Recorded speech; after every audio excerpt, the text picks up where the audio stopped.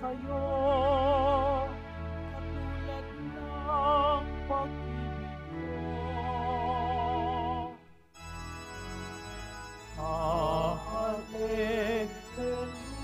Hallelujah, hallelujah,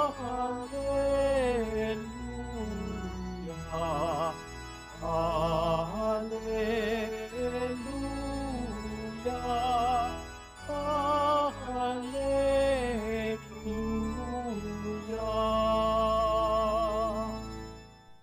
Sumainyo ang Panginoon. At sumaiyo rin. Ang pagpapahayag ng mabuting balita ng Panginoon ayon kay San Mateo. Papuri sa iyo, Panginoon. Noong panahong yon, sinabi ni Jesus sa kanyang mga alagad, narinig na ninyong sinabi, ibigin ninyo ang inyong kaibigan at kapuotan mo ang iyong kaaway. Ngunit ito naman ang sabi ko, ibigin ninyo ang inyong mga kaaway at idalangin ninyo ang umuusig sa inyo upang kayo'y maging tunay na anak ng inyong amang nasa langit. Sapagkat pinasisikat niya ang araw sa masasama at sa mabubuti at pinapapatak niya ang ulan sa mga banal at sa mga makasalanan. Kung ang mga umiibig sa inyo ang siya lamang inyong iibigin, ano pang gantimpala ang inyong aantayin? Hindi ba't ginagawa rin ito ng mga publikano? At kung binabati lamang ninyo ang inyong mga kapatid, ano ang nagawa ninyong higit kaysa iba? Ginagawa rin iyon ng mga hentil. Kaya dapat kayong maging ganap gaya ng inyong amang nasa langit.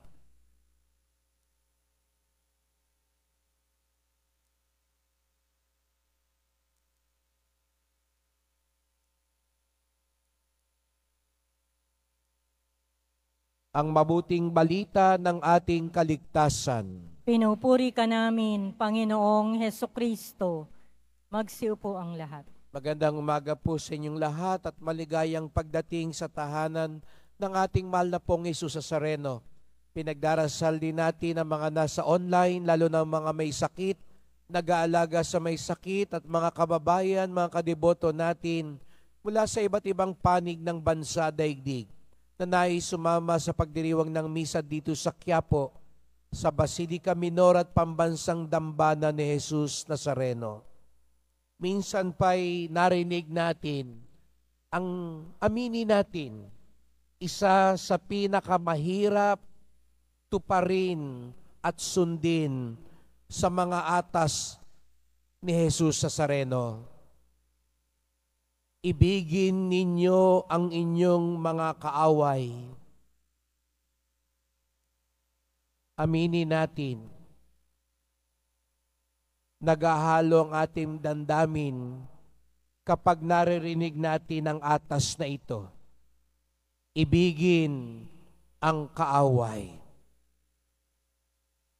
Isipin pa lang siguro yung kaaway, tumataas ng presyon ng dugo ninyo.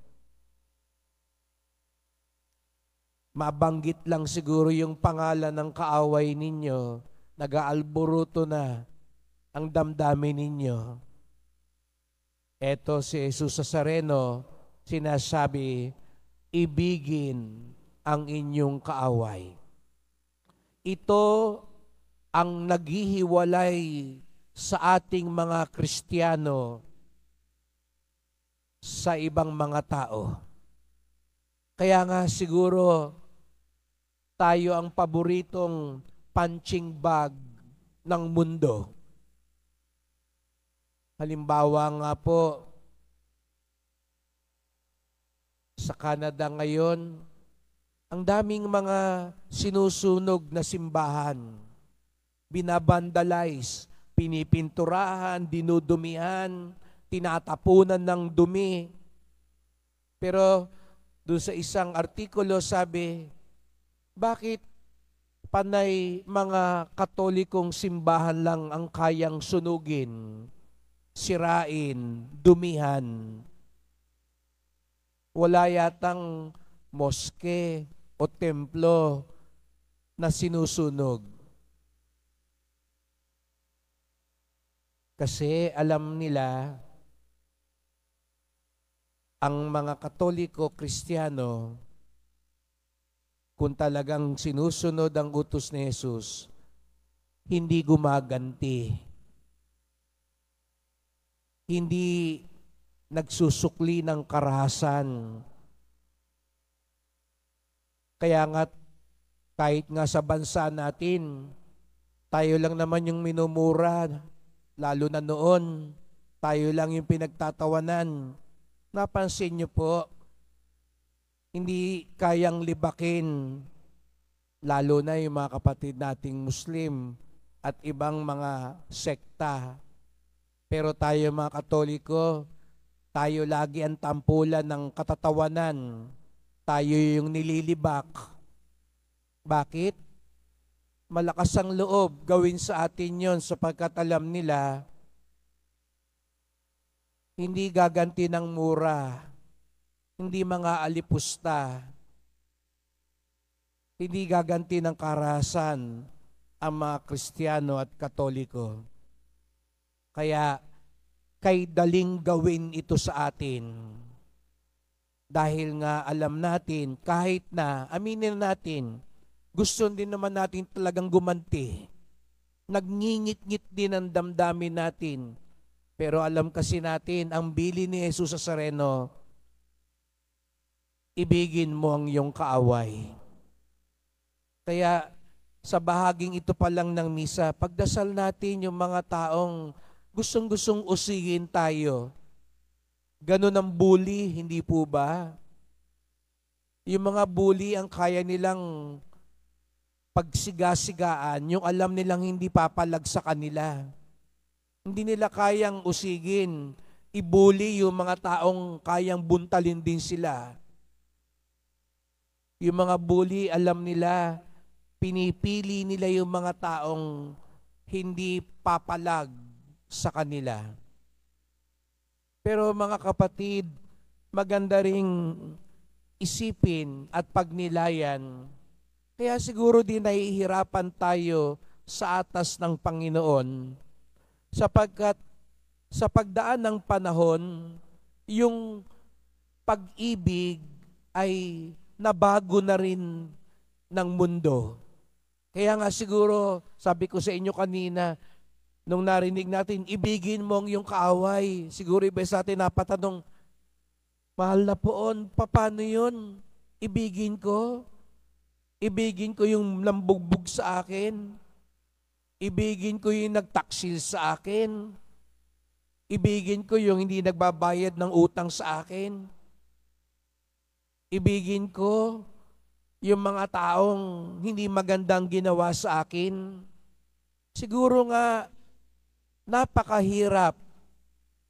Isipin pa lang bago sundin para sa atin sapagkat yung pag-ibig ay nabago na ang kahulugan.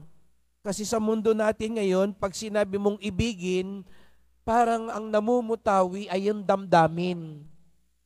Kaya nga 'di ba sa atin, pag iniibig ko yung tao ko, kinikilig ako. Ang ganda-ganda ng damdamin ko. Ang saya-saya ko. Kasi nga nabago yung konsepto ng pag-ibig. Na ang pag-ibig, mas higit yung damdamin. Parang umiibig ka kasi nararamdaman mo. Kaya nga yung mga ibang tao ngayon na gusto na yan, mas maganda yung maghiwalay na kasi pag wala na ako nararamdaman sa asawa ko parang ayoko na sa kanya, hindi ko na siya iniibig. Pero alam niyo po mga kapatid, ang tunay daw na diwa ng pag-ibig, hindi tungkol sa nararamdaman ng tao. Kaya nga sabi ni Santo Tomas, pag iniibig mo ang isang tao, hinahangad mo ang kabutihan ng isang tao. Walang tungkol sa damdamin yung pag-ibig, kung hindi hangarin mo ang kabutihan ng isang tao.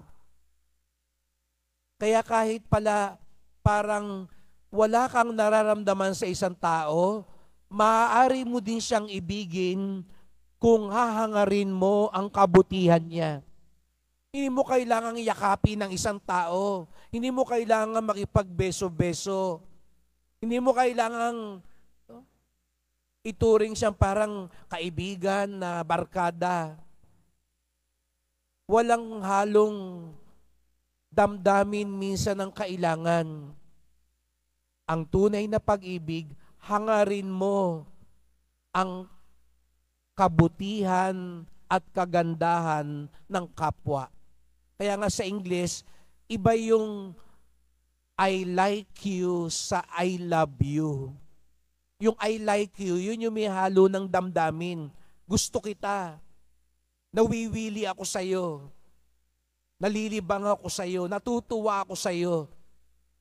Pero pag sinabi mong I love you, kahit hindi ka natutuwa sa taong yan, pero hangarin mo man lang yung kabutihan niya.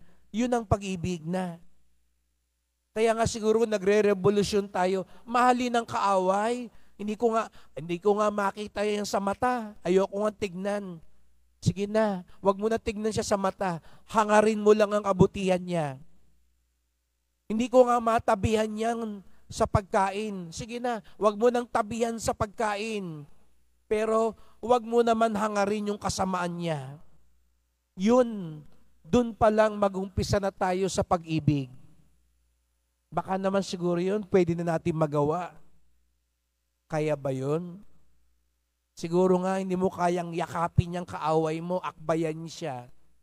Siguro nga, hindi mo kayang barkadahin yung taong hindi katulad mo. Pero siguro, kung nasunugan siya, baka naman pwede mong padalan man lang ng tulong. Kung nakita mong nadapa siya, baka naman pwede mong tulungan. Kung nabalitaan mong may sakit siya, baka pwede mo namang ipagdasal. Wag mo namang ipagdasal, kunin man na Lord, tuluyan mo na yan. Hindi ganong dasal. Kundi dasal na ikabubuti niya. Siguro kung doon tayo magsisimula, mas madali nating mamahalin at iibigin ang ating kaaway. Kaya nga ang sabi ng Panginoon, idalangin ninyo ang mga umuusig sa inyo. Pwede bang doon lang tayo muna magsimula, ipagdasal natin, kung hindi mo siya kayang kamayan, kung hindi mo siya kayang makita man lang o matabihan, baka naman pwedeng ipagdasal man lang natin sila. At ipagdasal natin na mapabuti sila. Sapagkat ang tunay na pag-ibig, hinahangad mo ang kabutihan ng kapwa mo. Kahit sino siya, kakilala mo o hindi, kaibigan mo, kaaway mo, ang tunay na Kristiyano, hinahangad natin ang kabutihan ng kapwa natin. Bakit ganon? Sapagkat ganon din ang Diyos sa atin. Dahil aminin man natin o hindi, alam man natin o hindi, may punto sa ating buhay, tayo'y kaaway ng Diyos. Opo, mga kapatid, dumarating ang punto, tayo'y nagiging kaaway ng Diyos. Kaaway ng poong Nazareno. Siguro sabihin nyo, hindi yan totoo, Father. Ni minsan, hindi ko naman inaway ang Nazareno eh. Hindi ko naman namurang Nazareno. Pero alam nyo, mga kapatid, kapag tayo'y nagkakasala, sabi nga ni San Pablo, ang mga nagkakasala ay nagiging kaaway ng Diyos. Ngayon, mag-aminan tayo, sino dito ang hindi pa nagkakasala? Sino sa atin dito ang taas noong kayang sabihin sa poong Nazareno, kailanman hindi ako nagkasala? Ako po, aamin na ako sa inyo, makasalanan din po ako. Kaya aaminin ko rin sa inyo, Minsan din sa buhay ko, nagiging kaaway ako ng Nazareno. Kaya sabi ko nga, lahat tayo, aminin man natin o hindi, dahil nagkakasala tayo, nagiging kaaway din tayo ng Diyos. Pero salamat na lang, gaya ng sinabi ng Nazareno, ibigin ninyo ang inyong kaaway. Kaya kahit kaaway tayo niya, iniibig niya tayo. Hinahangad pa rin niya ang mabuti sa atin. Kahit na siguro nakakainis na tayo dahil matigas ang ulo natin, madalas pa rin tayong nagkakasala, hindi tayo pinagsasawaan ng Diyos. Yun man lang makatulong sa atin para tayo din ibigin natin ang ating kaaway sapagkat tayo din laging iniibig ng Diyos. Tayo din kinaawaan ng Diyos. Tayo rin hinahangad lagi ng kabutihan ng Diyos. Kaya't sa pagpapatuloy ng misang ito, ipagdasal po natin. Una, huwag tataas ang presyon ninyo, ha? Pagdasal natin ngayon yung mga taong hindi tayo natutuwa. Aminin natin, may galit tayo sa kanila dahil siguro nga nakasakit sila sa atin.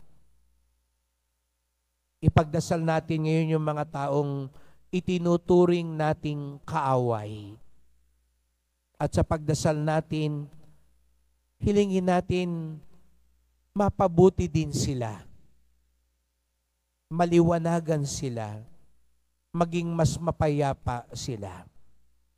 Ikalawa, ipagdasal din natin yung mga taong ang turing sa atin kaaway. Akala mo ikaw maraming kaaway, ikaw rin naman kaaway din ng iba eh. Baka nga hindi mo alam ibang tao ang turing sa iyo kaaway. Nginingitian ka lang pero inis din sa iyo, katulad ng ginagawa mo rin sa iba. Pagdasal din natin sila na sila rin matutong magmahal, na sila rin maliwanagan at maging mapayapa. Pagdasal ninyo yung mga tinuturing nyong kaaway. Ipagdasal ninyo yung itinuturing kayong kaaway. At sa huli, magpasalamat tayo sa Panginoon sapagkat bagamat minsan para tayong kaaway niya dahil tayo'y nagkakasala, salamat po, mahal na poon. Patuloy nyo kaming minamahal.